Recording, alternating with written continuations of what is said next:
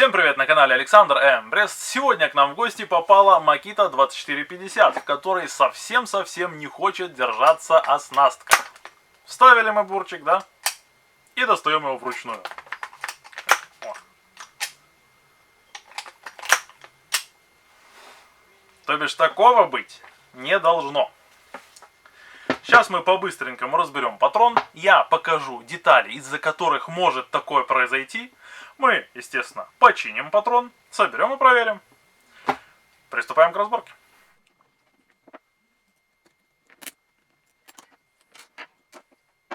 Разобрал патрон, и сразу же видно, почему он не держит оснастку. Да просто потому, что в нем не хватает одной запчасти, ё-моё. Вместо нее всунули какую-то железку, но и это как бы не помогло. Давайте внимательно взглянем на патрон и подумаем, чего же не хватает. Значит, резиновый пыльник есть, пластиковый пыльник есть, стопорное кольцо, пожалуйста, пластина вот эта, которая держит шарик есть, пружина есть. Не хватает у нас вот такой вот фиксирующего кольца. Именно в него, в это кольцо и упирается шарик. И именно за счет этого кольца шарик и держит оснастку.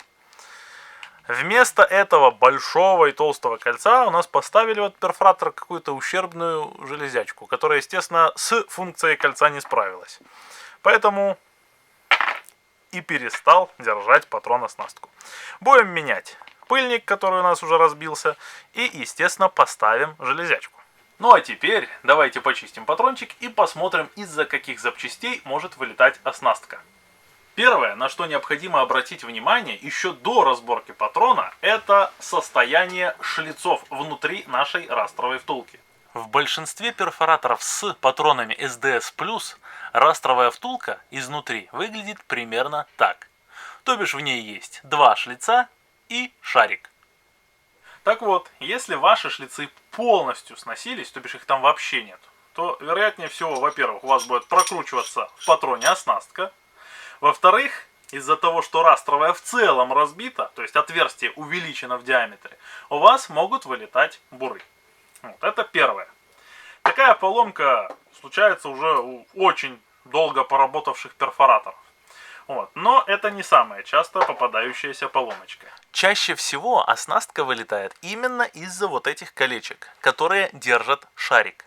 А если конкретнее, то из-за выработки вот в этом месте. Обратите внимание, вот это новое кольцо, вот это бэушное. И здесь у нас отчетливо видна выработка от шарика. Так вот, если эта выработка большая, то оснастка будет вылетать однозначно. То бишь, если мне принесли перфоратор на ремонт, первое, что я смотрю, это наличие шлицов и не раздолбан ли патрон. Если там все в порядке, смотрю на эту пластинку. То бишь, нет ли выработки в этой части, в части, которая держит наш шарик. Если здесь все окей, то переходим к следующим запчастям. К пластине, которая отсутствовала в нашем сегодняшнем перфораторе, и к шарику. Начнем, пожалуй, с шариков. Шарики в патроне должны быть абсолютно кругленькими, хорошенькими, красивенькими, так?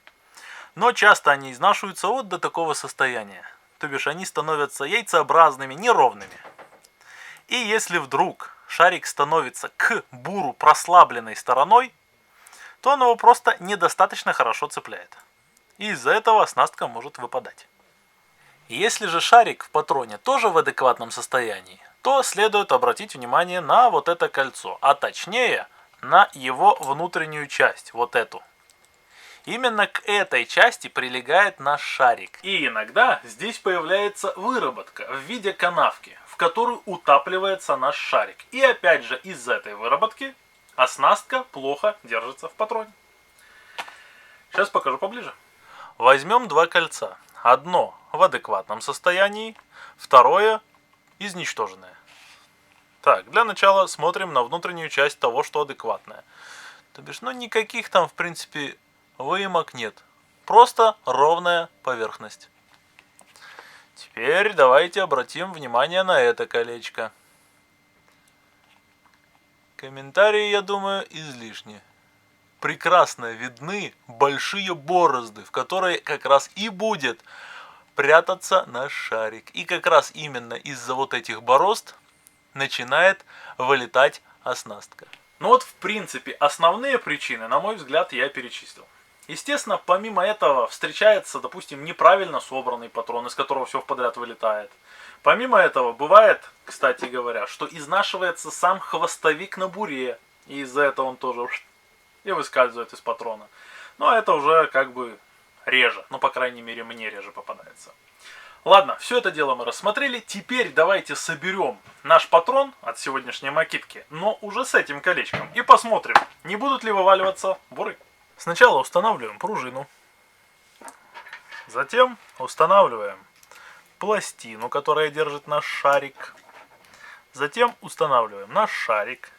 После этого ставим удерживающее кольцо вот это. Затем ставим пыльник пластиковый, после чего устанавливаем стопорное колечко. И нам остается поставить лишь резиновый пыльничек. Опа. Вот и все. Ну вот мы наше чудо техники дособирали, поэтому давайте проверять. Берем ту же пику, которая участвовала у нас в испытаниях в начале ролика. Вставляем и...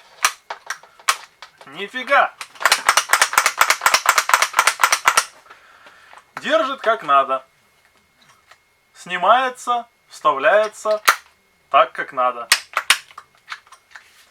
И всего лишь из-за того, что кто-то посеял запчасточку. Будьте внимательны при сборке инструмента. Ну и, естественно, подписывайтесь на мой канал, делитесь этим видео. Хватит.